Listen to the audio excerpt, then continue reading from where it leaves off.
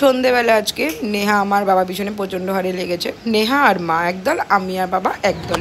Hi friends, good evening. এখন একটু আমার বেরিয়ে গেছি আমি আর আমাদের এখানে একটা নতুন মার্কেট ওপেনিং হচ্ছে। কসমো ট্রেন্স ছিল, ট্রেন্স উঠে গিয়েছে, কসমো ট্রেন্সের জায়গাটি কসমো করেছে। তাই একটু দেখতে যাচ্ছি। গতকালই হয়েছে মার্কেটটা ওপেনিং, ঝাঁকানাকা আজকে যাচ্ছে। হ্যাঁ, ঝাঁকানাকা গাড়ি।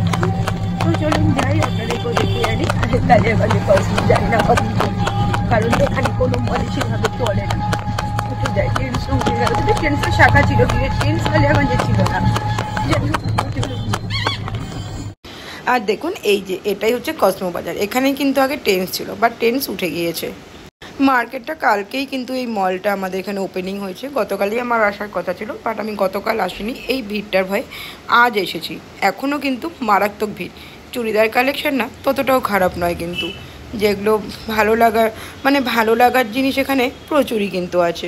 বিশেষ করে বেডশিটগুলো খুব সুন্দর আছে। দাম ওই 1050, 999, 98 এরকম। আসলে ওরা এই কদিন অনেকটা ছাড়েও কিন্তু জিনিস দিচ্ছে। সবচেয়ে বড় কথা হলো রিজনেবল প্রাইসের মধ্যে বাচ্চা থেকে বড় সবারই কিন্তু পছন্দ করার মতন জিনিস ওরা অনেকই রেখেছে। কিছু জুতোও রেখেছে ডেলি ওয়্যার বেসিক। আর এখানে দুটো পাস আমি দেখছিলাম না, আমি এগুলো নেবো না, আমি জাস্ট কালারগুলো দেখছিলাম। আর এই ডিসগুলো দেখে আমি বুঝতে পারছিলাম না এগুলো বাচ্চাদের না বড়দের। আর ভিড়টা দেখুন, শুধুমাত্র বিল করার ভয়ে আমি জিনিসপত্র নিইনি, কারণ বিলে যদি একবার লাইনে দাঁড়িয়ে যাই পাক্কা 2 ঘন্টার আগে বেরোতে পারবো। আর এখন আমি বেরিয়েও গিয়েছি। উপহার হিসাবে দুটো ফ্রিজ আছে লটারির মাধ্যমে।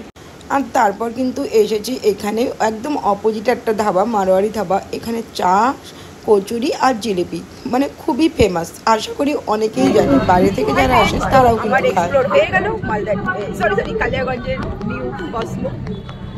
হ্যাঁ, খুব একটা যে খারাপ এমনটা একেবারেই আমি বলবো না। আছে অবশ্যই অনেক ভালো ভালো জিনিস আছে, তবে ট্রেন্ডসের ব্যাপারটা কি, ট্রেন্ডসের একটা ব্র্যান্ডেড নিজস্ব একটা ব্র্যান্ড। কসমোতে কি সব রকম জিনিস আছে।